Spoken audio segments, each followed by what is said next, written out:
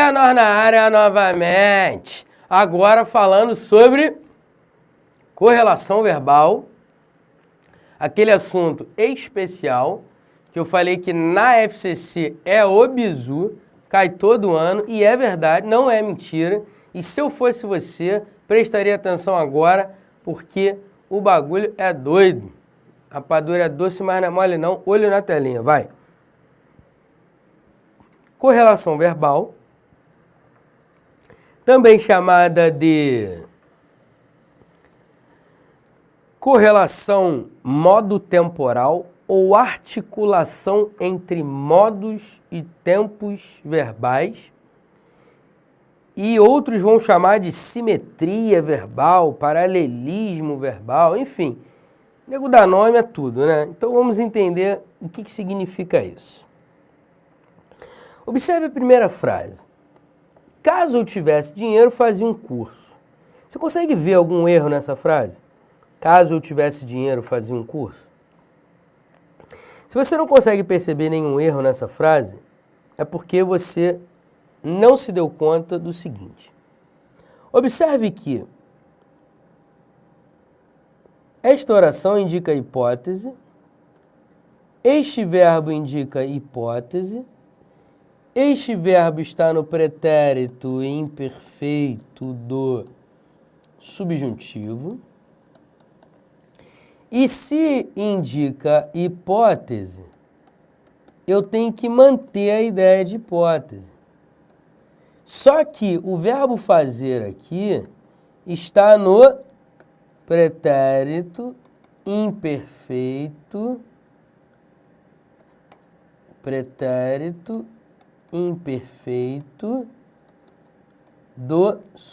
do indicativo. Pretérito imperfeito do indicativo. Vamos lá, olha para mim, rapidinho, se liga só. Correlação verbal é a relação entre dois verbos dentro de uma estrutura de subordinação. Então, quando eu tenho duas orações e cada oração tem um verbo, esses verbos mantêm entre si uma relação de sentido. Se eu começo uma oração e o verbo tem uma noção hipotética, no passado, no presente ou no futuro, eu tenho que manter essa noção hipotética. Se eu trabalho com um verbo que indica certeza, eu tenho que manter essa noção de certeza. Quando eu digo, caso eu tivesse dinheiro, percebe que é uma ideia hipotética? Aí digo, fazia um curso. Mas quando eu digo fazia um curso, o verbo está no pretérito imperfeito do indicativo. Como é que eu posso, caso eu tivesse dinheiro, fazia um curso? Estava fazendo um curso. Percebe que quando eu digo fazia um curso, isso significa que isso já aconteceu no passado? Ou seja, que no passado isso era contínuo. Só que, olha, a ideia da frase, caso eu tivesse dinheiro, é uma hipótese. Eu estou no mundo das ideias, eu estou no mundo da abstração. Caso eu tivesse dinheiro, é uma suposição, uma hipótese. Eu não posso misturar hipótese com realidade. Eu não posso dizer, caso eu tivesse dinheiro, fazia um curso. Caso eu tivesse dinheiro, eu estava fazendo um curso no passado. Não faz sentido essa frase. Eu não posso misturar hipótese com certeza. Por isso que nós percebemos, nós como falantes percebemos, que devemos usar a seguinte construção. Caso eu tivesse dinheiro, é uma hipótese, eu faria um curso. Então eu mantenho a noção de hipótese por meio do futuro do pretérito. Logo, olho na telinha de novo, por favor. Note o seguinte, esta construção aqui, com o verbo no pretérito imperfeito, está errada. Deveria ser, caso eu tivesse dinheiro, faria um curso. Ou seja, eu mantenho a noção hipotética por meio do futuro do pretérito. Então, quando você usar o pretérito imperfeito do subjuntivo dentro de um contexto hipotético, você vai usar o futuro do pretérito logo em seguida para manter uma correlação verbal. manter uma harmonia de sentido entre os verbos. Beleza? Tranquilo? Show de bola. Observe só esta segunda frase. Você quer que eu te ajude agora? Note o seguinte, se você quer, isso aqui é um desejo, isso aqui é uma vontade, é algo que pode ou não ser realizada. Você quer que eu te ajude agora? Note o seguinte, esse verbo aqui está no presente do indicativo e indica desejo. Eu não posso usar o verbo no indicativo, no presente do indicativo, nesse caso. Por quê que eu não posso usar? Porque se eu digo, você quer que eu te ajude? Note que quando o cara diz você quer, é um desejo, algo projetado para o futuro. Portanto, a pessoa pode responder sim ou não. Então, quando a pessoa pergunta, você quer que eu te ajude? Parece que você já está ajudando a pessoa. Você, ao mesmo tempo que pergunta se quer, e ao mesmo tempo está ajudando a pessoa. Como é que isso é possível? Não é possível. Ou seja, é uma frase com uma construção equivocada. Não tem como você querer alguma coisa e ao mesmo tempo já está agindo em conformidade com aquilo que você deseja. Beleza? Ou com aquilo que a pessoa deseja. De qualquer maneira, como é que eu corrigiria essa frase, Pestana? É muito simples. Se você trabalha com a ideia de desejo aqui, algo projetado para o futuro, que pode ou não ser respondido positivamente, ou seja, pode ser respondido positivamente ou negativamente, você não vai usar o presente do indicativo. Você vai usar o presente do subjuntivo. Por isso é que a gente fala assim, você quer que eu te ajude agora? Você usa o verbo no presente do subjuntivo para manter essa ideia de possibilidade. Então, o verbo querer dá uma ideia de desejo, uma ideia de possibilidade. Então, você mantém a ideia de possibilidade por meio do presente do subjuntivo. Beleza? Cuidado para incorrer em erro no que diz respeito à correlação verbal. Dois verbos precisam manter a harmonia de sentido entre si. Então, cuidado qual tempo e modo verbais você vai escolher para manter a correlação verbal, que pode ser que você se equivoque. Observe essa terceira frase. Cuide dessa gripe antes que ela se transforma em pneumonia. Cuide dessa gripe antes que ela se transforme em pneumonia. Note, quando o cara diz cuide dessa gripe, é um desejo, é uma vontade projetada para o futuro. Note que o verbo aqui está no imperativo. Então você deseja isso para a pessoa, você quer que a pessoa haja dessa maneira. Então você projeta esse seu desejo, esse seu conselho para a pessoa e espera que ela haja em conformidade. Mas você não sabe se ela vai agir. Então, quando você usa o verbo no modo imperativo, você não pode usar o presente do indicativo logo em seguida. Por que você não pode usar o presente do indicativo em seguida? Por um motivo muito simples. Raciocina. Cuide dessa gripe antes que ela se transforme em pneumonia. A gripe já se transformou em pneumonia antes mesmo da pessoa começar a se tratar? A frase não faz sentido. Quando o cara diz, cuide dessa gripe antes que ela se transforme em pneumonia. Observe que ela ainda não se transformou em pneumonia. Então, você usa o verbo no presente do subjuntivo. Tá certo? Porque existe a possibilidade de se transformar em pneumonia. Mas, obviamente, você está dizendo, cuide para que isso não aconteça. Ou antes que isso aconteça. Logo, quando você usar o imperativo, presente do subjuntivo virá em seguida. Quer ver um outro tipo de correlação que cai bastante em prova? É esse que eu vou falar agora, presta atenção. Quando eu digo assim, ó, vamos lá, Quando você chegar, não... melhor dizendo, deixa eu formular a frase aqui. Quando você chegar, eu estou aqui, ou quando você chegar, eu estarei aqui? Qual frase está correta aí? Qual te soa melhor? Quando você chegar, eu estou aqui. Quando você chegar, eu estarei aqui. O que te soa melhor? Se você acha que é a segunda frase, acertou. Quando você chegar, eu estarei aqui. Por que a gente usa o futuro do presente? Para manter a noção de futuro. Porque quando você diz quando você chegar, dá uma ideia de futuro. Como dá uma ideia de futuro, você mantém a ideia de futuro. Agora, se você joga o verbo para o presente, olha o que acontece. Olha a ideia, literalmente falando. Quando você chegar, eu estou aqui. Parece que você já está aqui no momento, ou melhor, antes de a pessoa chegar. Beleza? Parece que a ideia é essa. Parece que você já está aqui antes mesmo do evento em si acontecer. Só que quando você diz, quando você chegar, eu estarei aqui. A ideia que passa é, primeiro o cara chegou.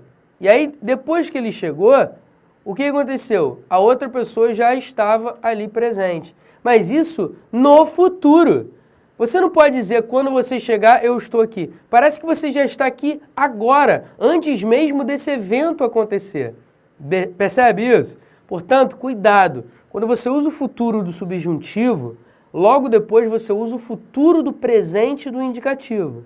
Então, futuro do subjuntivo, futuro do presente do indicativo. Beleza? Me reportando a fatos futuros a acontecer.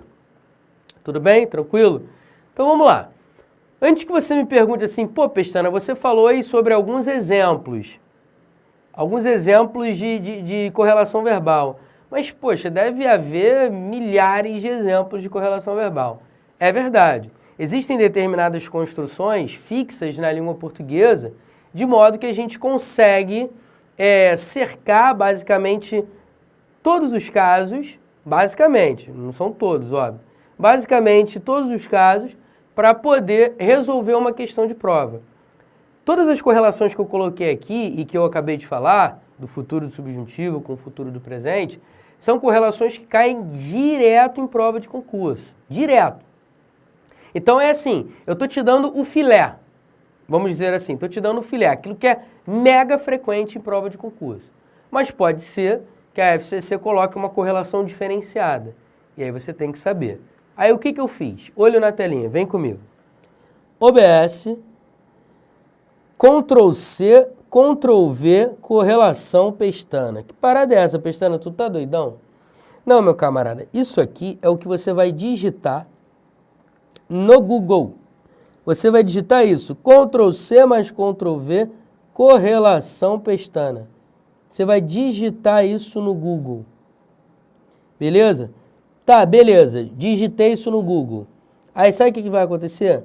Na primeira ocorrência do Google, vai estar escrito Ctrl+C mais Ctrl+V, correlação verbal. Aí você clica. Foi um artigo que eu fiz, no Eu Vou Passar, sobre correlação verbal.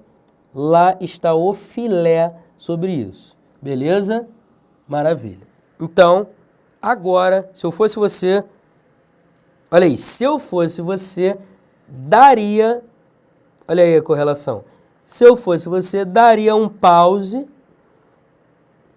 entraria no Google rapidinho e já baixaria esse material. 0800. Vai lá e vai com Deus. Continuando, vamos falar agora de voz verbal. Bem, voz verbal é algo que cai em prova, principalmente nas principais bancas de concursos públicos. Dentre elas, FCC cai todo ano, CESP todo ano.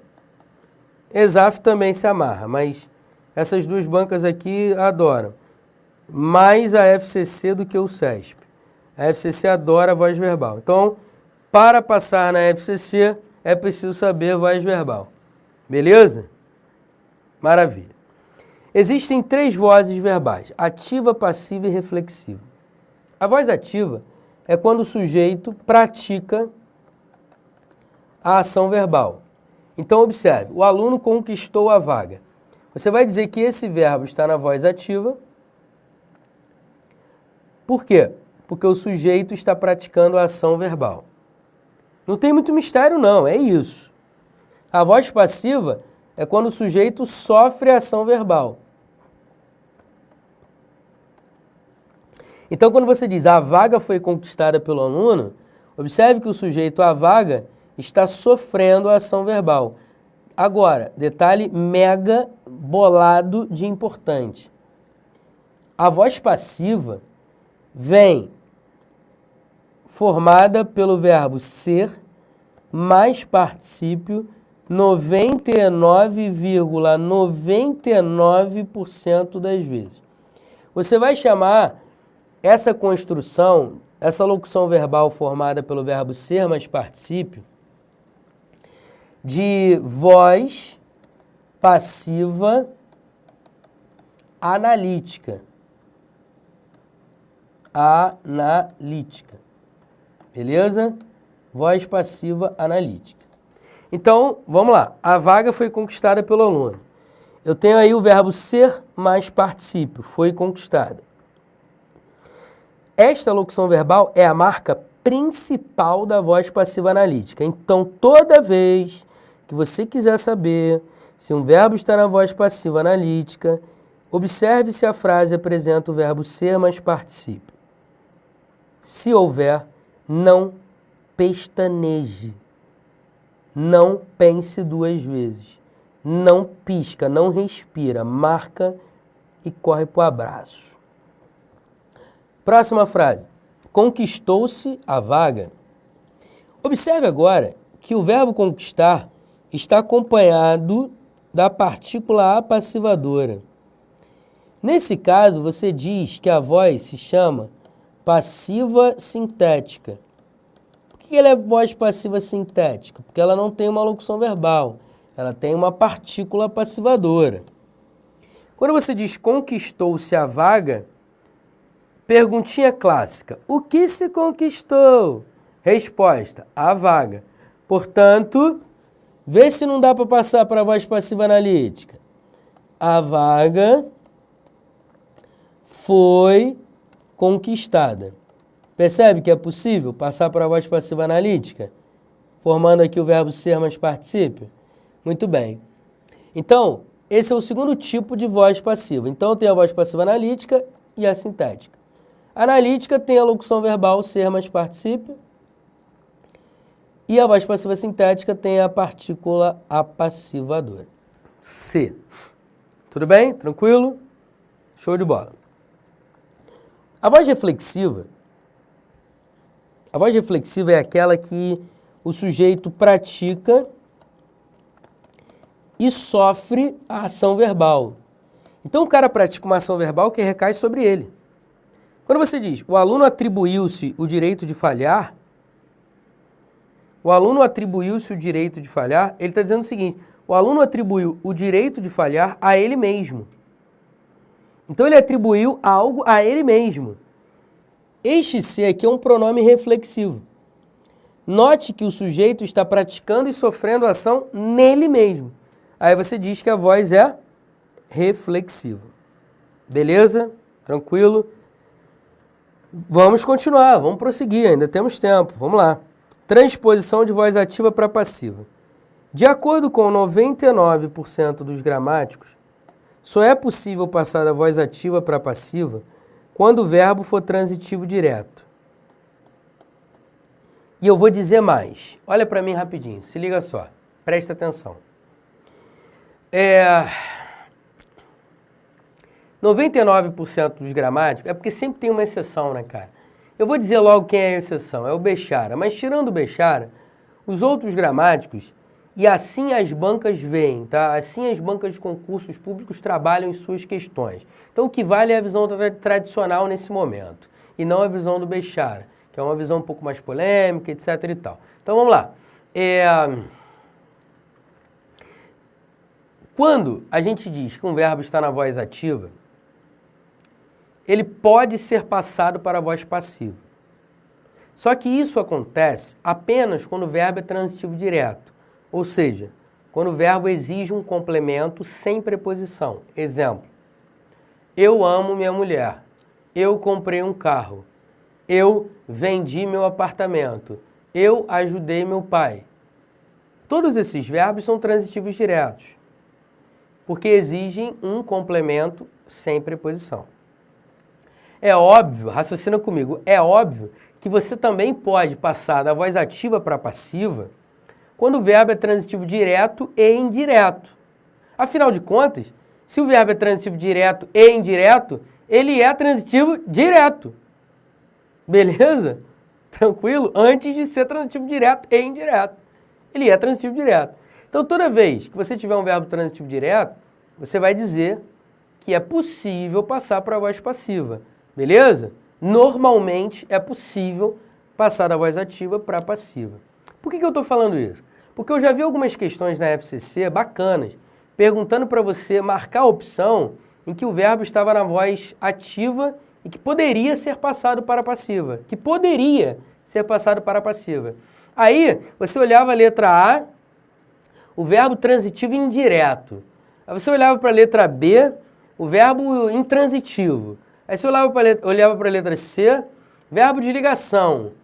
Aí você olhava para a letra D, um verbo intransitivo de novo.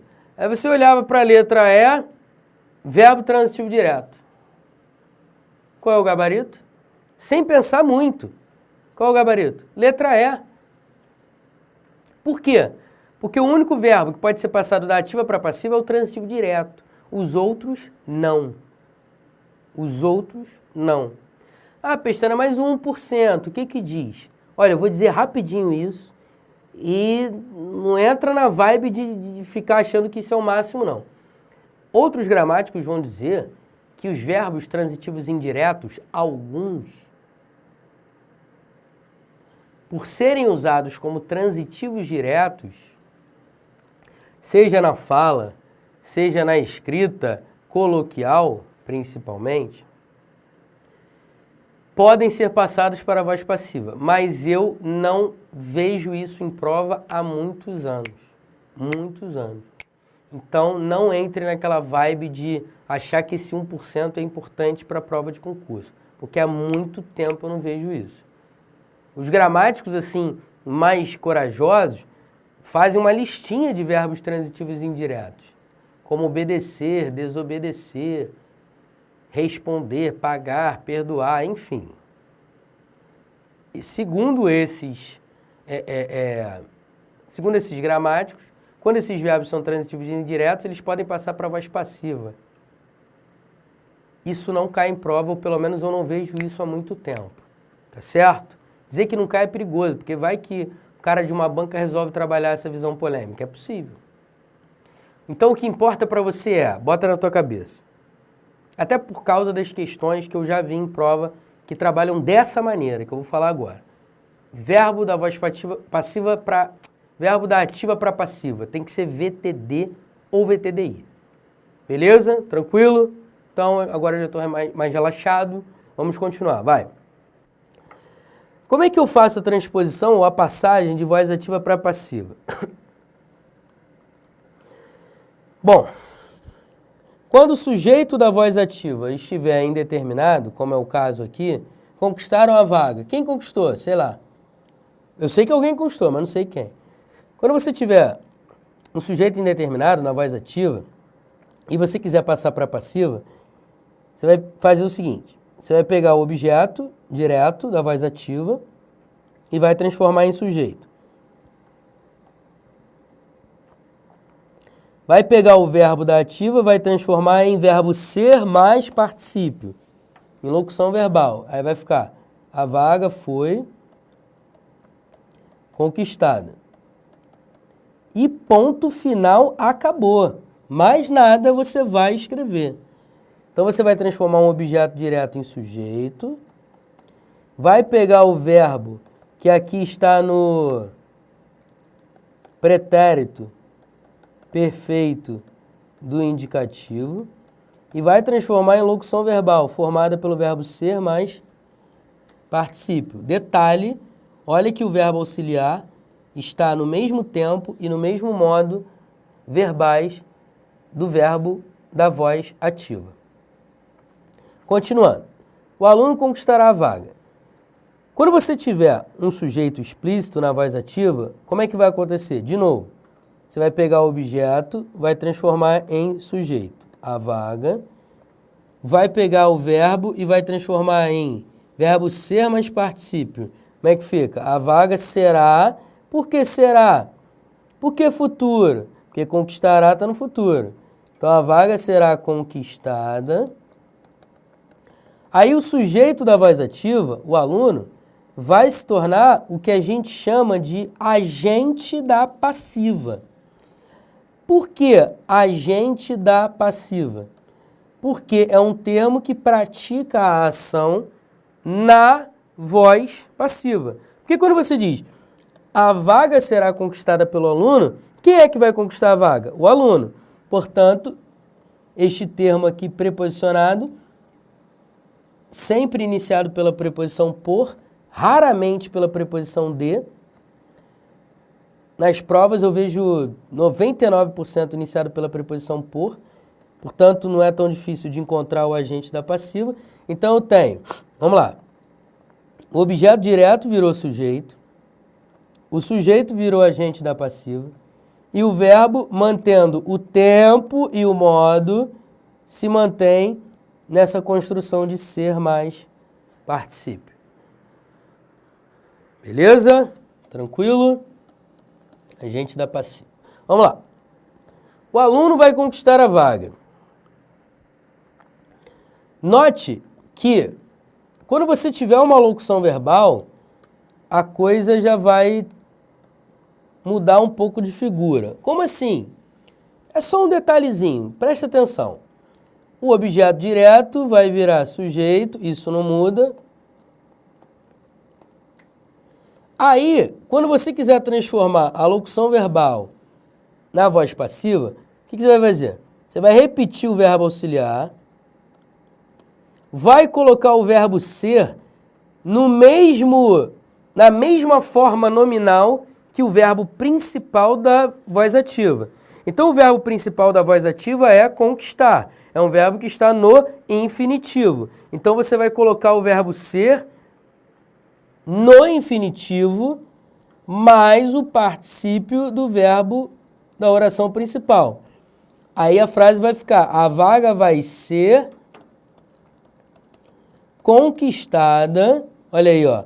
Repete o auxiliar, coloca o verbo ser no infinitivo, porque esse verbo aqui está no infinitivo. Pega esse verbo no infinitivo e coloca no particípio. Observe que, no fim das contas, eu tenho aqui o ser mais particípio. Vou pegar o sujeito e montar o agente da passiva. A vaga vai ser conquistada pelo aluno. O mesmo acontece na última frase. Observe, o aluno tinha conquistado a vaga. Vai ficar como? A vaga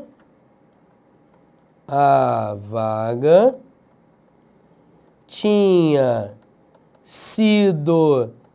Por que sido?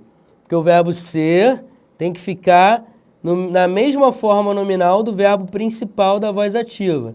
Se conquistado está no particípio, o verbo ser vai ficar no particípio. Então, a vaga tinha sido conquistada. Afinal de contas, na locução verbal de voz passiva analítica, eu sempre tenho que ter ser mais particípio. Beleza? A vaga tinha sido conquistada pelo aluno. Tranquilão?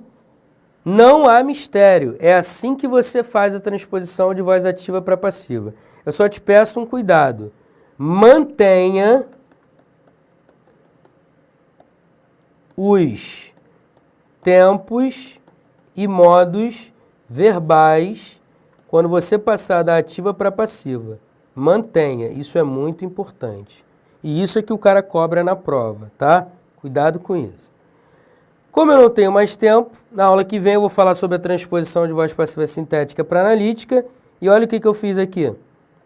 1, 2, 3, 4 questões sobre voz verbal, sobre correlação verbal, conjugação verbal, enfim, coisas relacionadas a verbo que caem frequentemente em prova de concurso.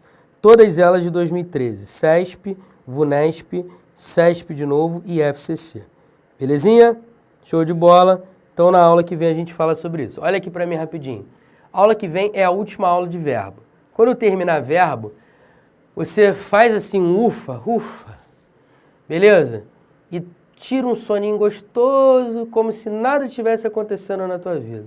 Beleza? Porque na moral, verbo é... né? Valeu, um abraço.